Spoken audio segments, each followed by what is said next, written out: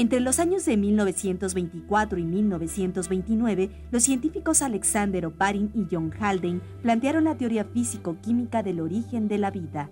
Aunque Oparin, un bioquímico ruso, y Haldane, un biólogo inglés, trabajaron en esta teoría por separado, al final llegaron a conclusiones muy semejantes. En la actualidad, la teoría físico-química es la más aceptada por los científicos. En ella se explica el origen de la vida a partir de una evolución química y de los fenómenos físicos de la materia. Asimismo, esta teoría se basó en estudios geológicos, paleontológicos y bioquímicos. Entre las aportaciones a los trabajos de Oparin y Haldane destaca la labor del farmacéutico mexicano Alfonso Herrera, quien realizó estudios sobre el origen y la evolución de la vida en la Tierra. Entre las obras más destacadas de Alfonso Herrera se encuentra Biología y Plasmogenia, un libro que en su tiempo fue traducido al francés. De hecho, al profesor Herrera se le considera como el creador de la plasmogenia, ciencia que estudiaba el origen del protoplasma, es decir, el origen de la vida.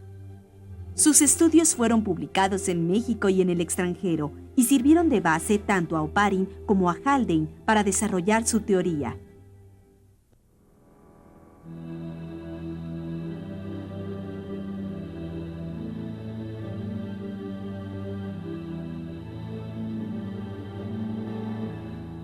De acuerdo con la teoría físico-química, hace unos 5.000 millones de años, la Tierra acababa de formarse a partir de una nube de gas de hidrógeno. De manera simultánea a la formación de la Tierra, se originaron el Sol y los demás planetas del Sistema Solar.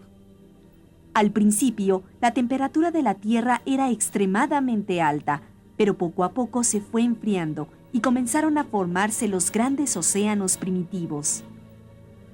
En aquel entonces, la atmósfera de la Tierra era muy diferente a la actual. Predominaban en ella el vapor de agua, el metano, el amoníaco, el dióxido de carbono y el hidrógeno. A diferencia de lo que sucede en nuestros días, en esa fase inicial, todo tipo de radiaciones solares llegaban a nuestro planeta, desde los rayos ultravioleta hasta los infrarrojos.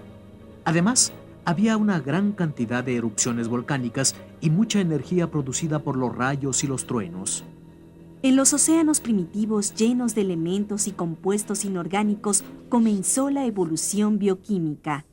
Esta evolución consistió en la síntesis de los primeros compuestos orgánicos, entre los cuales se encontraban carbohidratos, lípidos e inclusive aminoácidos. Las altas temperaturas en el agua de los océanos facilitaron el medio adecuado para que las moléculas orgánicas evolucionaran. Durante millones y millones de años, estas sustancias se combinaron químicamente entre sí. Algunas de ellas se unieron formando sustancias más complejas.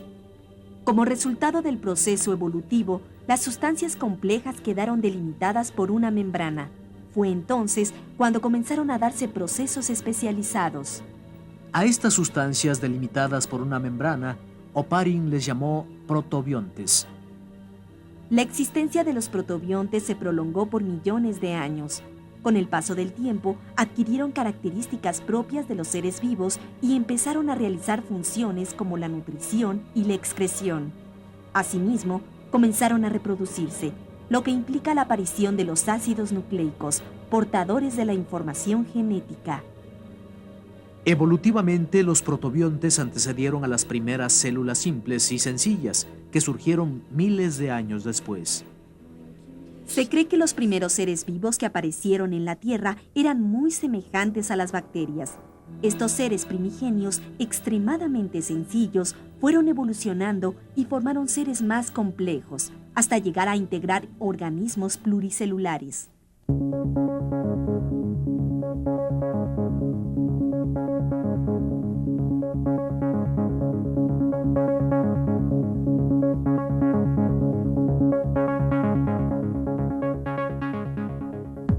En 1953, los químicos estadounidenses Stanley Miller y Harold Urey intentaron reproducir en un laboratorio las condiciones sugeridas por Oparin y Haldane en su teoría. Miller y Urey crearon un aparato en el cual reprodujeron las condiciones de la Tierra primitiva planteadas por la teoría físico-química del origen de la vida. El aparato consistía en varios recipientes conectados entre sí. Con el fin de recrear las condiciones de la atmósfera primigenia de la Tierra, colocaron en los recipientes 2 electrodos: agua, metano, amoníaco e hidrógeno.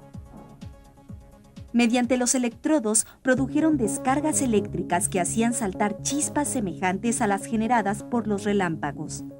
El agua, que simulaba los océanos primitivos, fue llevada al punto de ebullición. En ella se introdujeron una multitud de moléculas inorgánicas a partir de las cuales debían formarse seres vivos simples y sencillos. El experimento se prolongó durante varias semanas. Los científicos advirtieron que en el agua y en las paredes de los recipientes se habían acumulado algunas sustancias. Al analizarlas, Miller y Urey se dieron cuenta de que se trataba de varios compuestos orgánicos, entre ellos 4 aminoácidos diferentes, los cuales intervienen en la formación de las proteínas. Con su experimento, los científicos estadounidenses lograron comprobar que a partir de los compuestos inorgánicos se formaban compuestos orgánicos. De este modo, abrieron el camino para demostrar que la evolución prebiológica, tal y como la plantearon Oparin y Haldane, era posible. Desde entonces, se han realizado experimentos parecidos a los de Miller y Urey, pero variando las cantidades y los tipos de gases.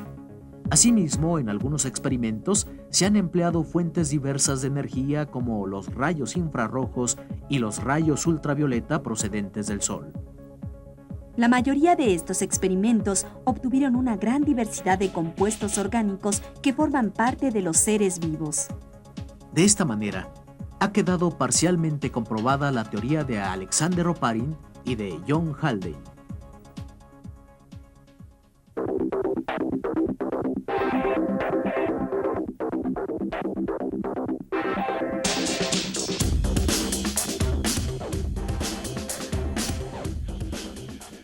Los experimentos realizados para comprobar la teoría físico-química han logrado demostrar que es factible que el origen de la vida haya sido tal y como lo expusieron Oparin y Haldane.